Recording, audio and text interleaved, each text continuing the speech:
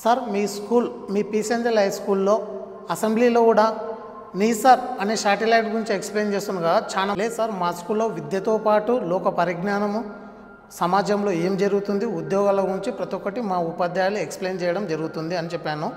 నీసర్ satellite గురించి క్లుప్తంగా ఒకసారి వివరించండి సార్ అని చెప్పారు.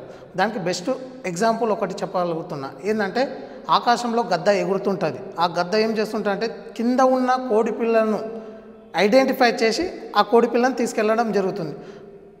గద్ద కన్ను పరిమాణం చిన్న ఉంటుంది, దానికి ఇన్ఫినిటీ, గద్ద కన్ను పరిమాణం కన్నా ఇన్ఫినిటీ అంటే అనంతంగా మన నీసర్లో 3D స్కానర్ మన భారతదేశాన్ని మొత్తం స్కాన్ చేయడం జరుగుతుంది.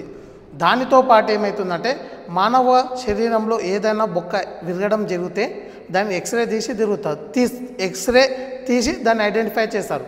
కానీ దానిలో నీసర్లో ఉన్న తరంగ ధైర్యాలు అధిక మొత్తంలో ఉండడం వల్ల దట్టమైన అడవిలో కానీ, మంచు పొరల్లో కానీ, సముద్రాలలో కానీ చొచ్చుకుని వెళ్ళి దానిలోన ఏమి జరుగుతుంది అంటే సునామీ వస్తుందా, భూకంపాలు వస్తుందా, భూమి పొరలలో ఏమి దాగుంది అని ఐడెంటిఫై చేయడం జరుగుతుంది. ఈ వీడియో నచ్చితే లైక్ చేయండి, షేర్ చేయండి, సబ్స్క్రైబ్ చేసుకోండి.